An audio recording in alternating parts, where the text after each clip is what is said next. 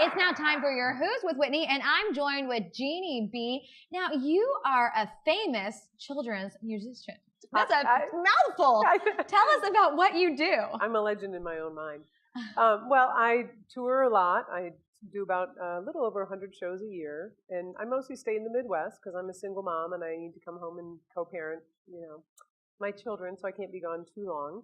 But I also teach in 4 schools. And I'm a teaching artist for Ravinia, and we go into the underserved populations in the CPS school where they have no music program whatsoever and bring them music. And I'm a songwriter. I write lots of songs all the time, every day. Can't stop writing. You're like driving down the road and you're like, there goes a fox. You come up with a new song or something. Yeah, the voice memos on my phone are just like thousands of voice memos. I love it. Yeah, little ideas. Well, we're having you on the post show for a show that we did on parenting on PBS.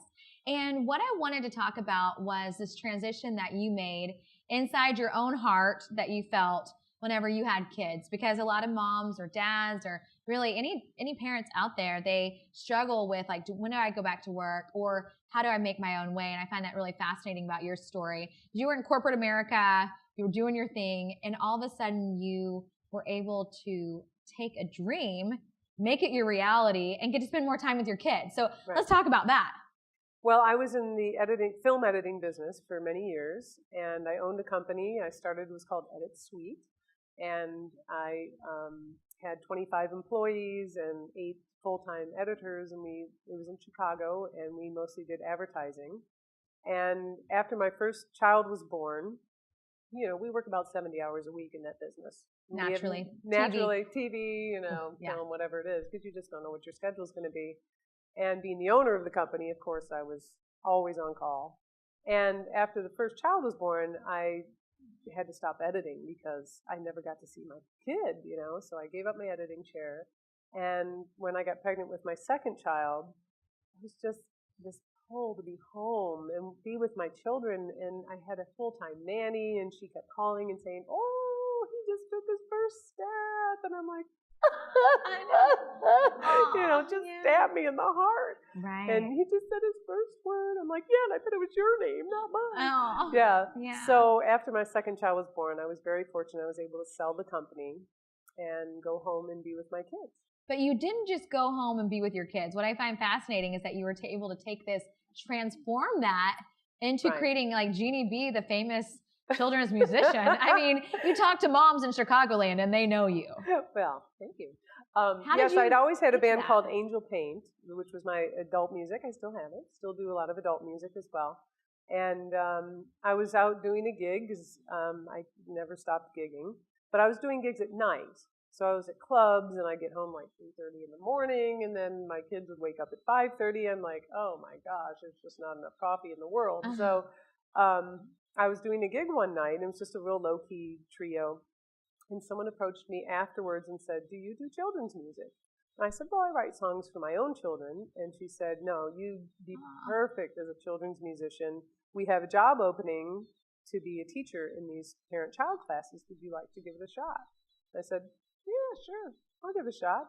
And after the very first class, I just said, "That's me. Here I come." I told my band, I said, "If you don't like kids, then we're done, because we're going to be a kids band now." And from an adult band to a kids band, trade in your drums for a tambourine. Exactly, right. No, keep the drums. Oh, it's a full rock band. Yeah. But I did trade all my band members in for new ones. But I love that. So Jeanie B and the Jelly Beans were formed, and I recorded my first CD of original children's music within the next year, and just started booking shows and teaching more.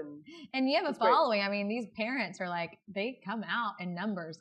Because it's like a thing with kids, apparently. Like, the kids love the music, and you play these songs, they can easily. And we're actually going to listen to one in just a minute. But one last thing I just want you to reiterate to the viewers is like, did you have to listen to that calling to know exactly where you were going to be today? Did you have to like hone in on that, or was it something that just came to you? I believe that the universe brings to you what you need. And I was open to it. I didn't know what I was going to do. I knew, being a career person, that I wasn't going to be an all stay-at-home mom, that someday I would go back to work. And when this angel came to me and said, would you like to do children's music? I was like, yes, I would. Awesome. I didn't even know it, but yes, I would. Yeah. And it was just the perfect fit for me and my family because I could take my kids to work. And the way I actually started writing children's music was my youngest son, unknowingly, would say to me, Mommy, sing a song about peas. And I'd just make it up like that. And he'd go, sing a song about dinosaurs. And I'd make one up. And I just like, well, that's easy. Is he still your muse to this day? Oh, yes. Always. Always. Yes. Oh, my goodness. Yeah, well, as they go into high school, probably be like, sing a song about cheerleaders. You know? Actually, both of my children are musicians. Awesome. My oldest is a fabulous bass player. He's 17, and he's in 9 bands, I think. He is a professional bass player. He's actually being paid to be a bass player. He's my primary bass player and tours with me. He's part of the Jelly Beans now. He is a Jelly Bean, and my younger son is a drummer. So he's toured with me as well. And he is a hip-hop producer and artist. Well, it's a family affair. It's a family affair. We're always fighting over the studios. Like, I need to record. No, I'm in here recording. Well, I love it. Well, thank you so much for coming on. My pleasure. Thank you for having me. Who's next? For more information, check out WhitneyReynolds.com or get social with us. Twitter @Whitney Reynolds or on Facebook, The Whitney Reynolds Show.